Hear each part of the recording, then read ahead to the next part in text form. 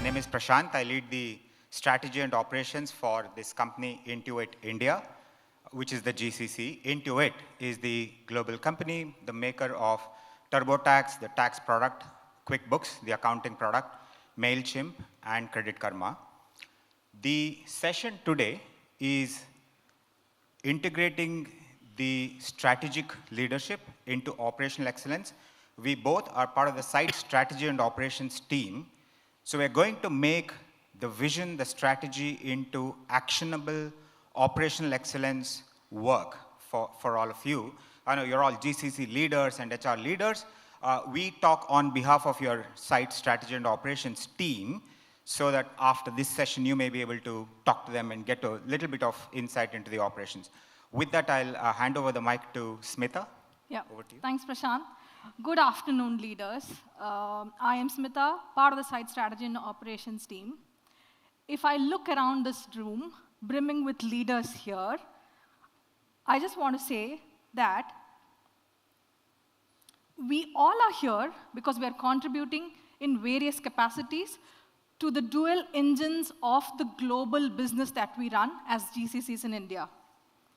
So how I feel about this is there are two inseparable forces that are driving these GCCs. Those are the heart and the hustle. If we say that hustle is the cool AI technology, the scale of leadership that we have, the massive scale of technology that we do, if that is the hustle, the heart behind this is the leadership strategy that drives and makes the decisions for this. If one fails, the GCC will definitely fail. We leave the tech jargons behind, Prashanth, and let's go to understand what it takes for heart and hustle to go hand in hand, which definitely become the secret sauce or the secret recipe for the success of our programs. So now, with that, as we said, we are not going to use jargons. We are getting into a real-time example from Intuit, how we have done it and how we have achieved success. Okay, leaders, in here, I have a challenging question for all of you. Since morning, we all have heard there is talent, not just in the metros or the Silicon Valley of India, but there is talent in the tier 2, tier 3 cities. I think so. I have heard that from every leader over here. I have a question for you. Please raise your hand if your answer is yes for this. How many of you leaders feel that when there is a rec open from your company, there is equal amount of talent across Indian market aspiring to apply for it? I'm saying, do your brands are recognized as the Googles and the Amazons? Sorry, the light is really on me. I can hardly see any hands going up. Is that what it is? But I see a few hands up there. Thank you. So there are few leaders who say that their brand is recognized. So you guys have already nailed it in the market. But there are so many leaders, hands did not go up, including me and Prashanth, because for us, at least for Intuit per se, we say that our products are not out in the market. We have products in the US and other parts of the world, but for India, there is no market presence. We do not have a product on the streets of Indian market. So it really becomes difficult, how do I attract this top talent? I think so that's the topic that I've taken, and we're going to double down saying that how did we achieve this? So that is how we want to take this ahead. So with that said, if you have understood what is, okay, sorry, give me a second. Okay, now we're going to double down on this, saying that how did we achieve this? So what Intuit decided is that we do not have product in India. We have to, but we really need top talent because we are a technology company, and then we do great work at Intuit. We wanted to go out in the market, attract talent, so we decided we could participate in the various awards that are recognized in the market, and then we also started doing those. However, what happened was we could never be among the top 5s.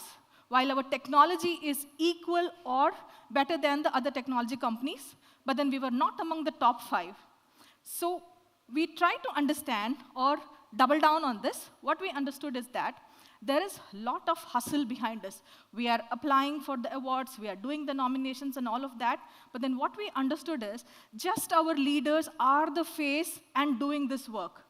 We wanted to really say that if what the product is not visible, we are going to sell on how that's the culture of our company, what we do internally.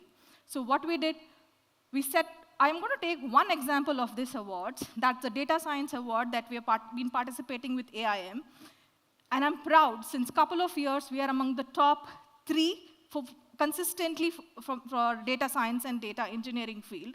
So what we did, we set up communities of data science and data engineering within the company. And across various business units, we did have these good engineers join those communities. They started exchanging the work that they do together and then also build that rapport. Of the communities that were formed, there were champions who were emerging. So we said that these are the champions who are going to become the face of the technology of Intuit, and they really helped us take this forward. With that, we said that culture became our biggest asset to the outside world. And that's how, I think, so consistently we have been winning not just the AIM. We recently won Ivy Award. We have also won the GCC Tech Visionary Awards. So this, I wanted to just share that this was one of our secret recipes to win these awards. Yeah. So that's it from me. Prashanth, over to you. Thank you, Smita.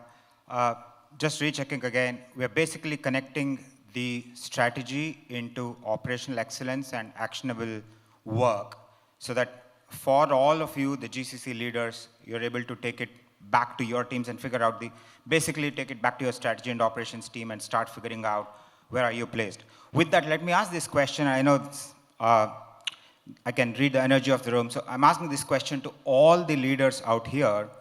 How many of you have an India leadership team for your GCC? Awesome. That's 70%.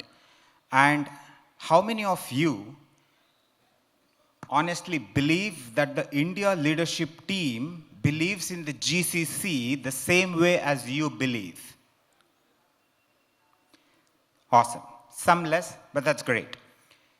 What I have seen over the last 10 years in my own company, which is Intuit India, is before somebody is declared as the GCC site leader, the question is the GCC site leader a piece of cakewalk? Like everybody understands your world, the global leaders know what is a GCC site leader. When they visit, you know exactly what is happening. Your own leadership team knows, your whole company knows.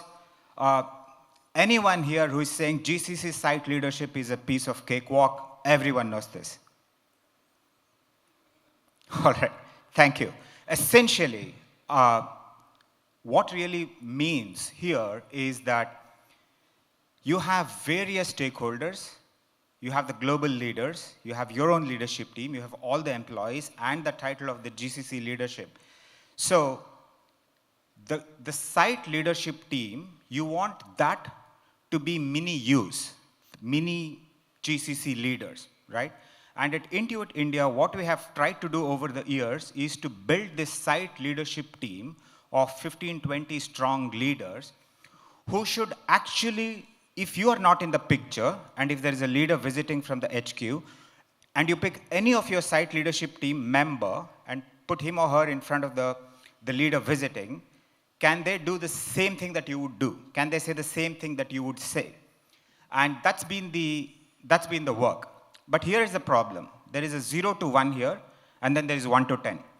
So the 0 to 1 is to get your site leadership team, which is essentially the team where you have them working on certain BUs, working on certain silos, they have their work. They're not interested, sometimes they're not interested in what's happening with the site, the award, etc., because that's for the site leader to figure out, not for the BU leader. I'm focusing on my work. So the idea was for the site leadership team, the 0 to 1 is to get them interested in one thing of the site, not everything of the site, but just one thing.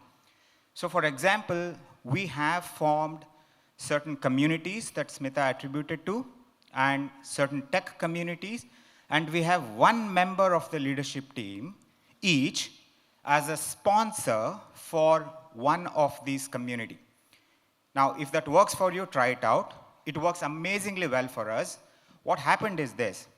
We had this program, all of you run GCC, so you have the transfer pricing, and you have your revenue, you have your profit, and then you do 2% on that on CSR. We actually do a little more on that, on the CSR. We run this program, the Corporate Social Responsibility Program for the GCC. We had this sponsor, and we said, hey, help us with this, and we brainstormed. What we figured out is our program is this Intuit Rise, which is a girl-child education program. And we were happily sponsoring and transferring the money to the NGO. And then one day, we started figuring out how many girl children are we really educating, and who are they, can we get the list, can we meet them, etc. We suddenly figured out that the same NGO has probably sold the same list to probably all of us, or like many of us. And then we figured out that, hey, this is not what we really wanted to do. So when we went deep dive into that, we then said that we don't want to do it this way. So right now, what we have in Intuit is an employee referral program for the corporate social responsibility. And by that, what I mean is we open it every year for all our employees, and they kind of go and say, hey, I have I know somebody who's underprivileged, I have a maid, I have a chauffeur, whatever, and then you have the certain guardrails, but then they refer the children, and then the NGO vets and gets the distribution done. Now we know exactly who the 2,000 girl children are, what are they doing. In fact, our employees get their marks cards, and so it's actually become like a employee internal engagement program as well. So just a one click down for you to think about. That's one of the 0 to 1. You can bring your leadership team into play into any of these sponsorship. Now we are a tech company. I cannot close my talk without talking about the tech aspect of it. We all have heard about this. GCCs are not cost centers anymore. It's innovation centers. It's value added. How do you prove it? And are we the ones saying it, or is the HQ and the leaders are the ones saying it? So in Intuit, we have been here for 20 years. What we figured out is this. Now imagine this. You have various business units, and each, like how each GCC is in a maturity curve, each business unit within Intuit is also in its own maturity curve. Now what we found is this. First is to get the work started in India. And for that, we actually used our entire partner network. We work with a lot of services companies, IT services companies, and that network we have access to. So when the leader starts thinking about outsourcing work, I use the word outsourcing with intention, outsourcing work to India, it's the services partners who get in. But we have actually ensured that there's at least one leader in India within Intuit, who's like an FTE, who will then manage that work. So you suddenly have unit of 1, 0 to 1, the work starts in India. And then slowly, over time, the ownership starts coming in. And then in the last 10 years, we also figured out that things moved in the era of PM and XD and whatnot in the tech world that some of you would know. So we started investing on it and going to the global leaders and talking about, hey, we have a great product management presence in India, great experience design presence in India. So the moment you have one module or one product ownership, we have cracked that 0 to 1. And suddenly, the discussions with the leaders in the HQ, etc., would go into the level of India can do more, and the ownership is more. Now, we have gone to the level where when we have the visiting leaders, they actually say that, please don't call yourself an India center anymore. You're like they don't say there's a HQ anymore. So it's like we are the same. So it's getting to that level, and we just wanted to take this time today here with all of you to kind of get to a little bit of operational excellence with this as to how we cracked some of these. It's an ocean. A lot of things can happen, and a lot of things have gone wrong, gone well. But we do have now the site leader of Intuit India is the CTO staff member, so we do have the seat at the table, and we wanted to share this story of the last 20 years of Intuit India in India, in Bangalore. We have the center to kind of bring how the great strategic vision gets aligned to the operational excellence and how we think about it. So I'll leave you with this thought. As GCC leaders and HR leaders present here, you would need a great strategy and operations person or team as well to kind of bring it all together, add it all up for you so that you can focus on the great work that you're all doing. With that, we'll take leave. Thank you very much for your time.